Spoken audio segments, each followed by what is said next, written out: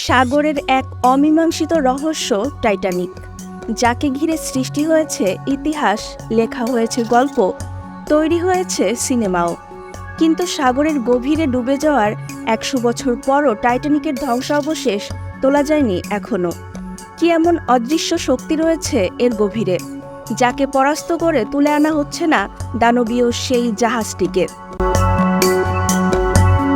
১৯১১ সালের ৩১ মে টাইটানিক প্রথম সমুদ্রে ভাসানো হয়, আর সে দৃশ্য দেখতে প্রায় ১,০০,০০০ মানুষ জড়ো হয়েছিল। এর এক বছর পর ১৯১২ সালের ১০ এপ্রিল ক্যাপ্টেন এডওয়ার্ড জন স্মিথের নেতৃত্বে সাউদাম্পটন থেকে নিউ ইয়র্কের উদ্দেশ্যে রওনা হয়েছিল টাইটানিক। তার ঠিক ৪ দিন পর ১৫ এপ্রিল আটলান্টিক মহাসাগরে রহস্যজনকভাবে ডুবে যায় টাইটানিক। আর এ দুর্ঘটনায় জাহাজের ক্রু ও যাত্রীসহ প্রাণ হারায় প্রায় ১৫০০ জন। ইতিহাসে একই সাথে এত প্রাণহানি বিরল ঘটনা। জাহাজটি আশ্চর্যজনকভাবে ডুবে যাওয়ার পেরিয়েছে ১১২ বছর। আজ পর্যন্ত একে ঘিরে মানুষের আগ্রহ এতটুকু কমেনি।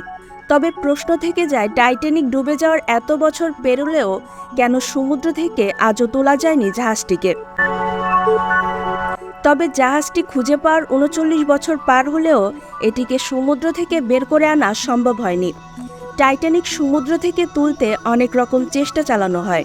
সাধারণ পদ্ধতিতে সমুদ্রের নিচ থেকে যেভাবে জাহাজ বের করে আনা হয়, টাইটানিক সেভাবে বের করা সম্ভব নয়। কেননা টাইটানিক দুই ভাগে ভাগ হয়ে গেছে।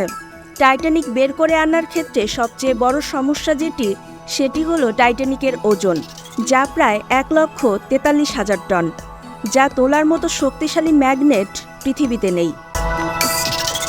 বিজ্ঞানীরা বলছে, পানি আর বরফের প্রকোপে ডুবে থাকা টাইটানিক ধীরে ধীরে ক্ষয় হয়ে যাচ্ছে। তারা মনে করেন, টাইটানিকের অবস্থা যদি একইভাবে চলতে থাকে, আগামী ৫০ বছরের মধ্যে টাইটানিক সাগরের বুকে নিশ্চিহ্ন হয়ে যাবে।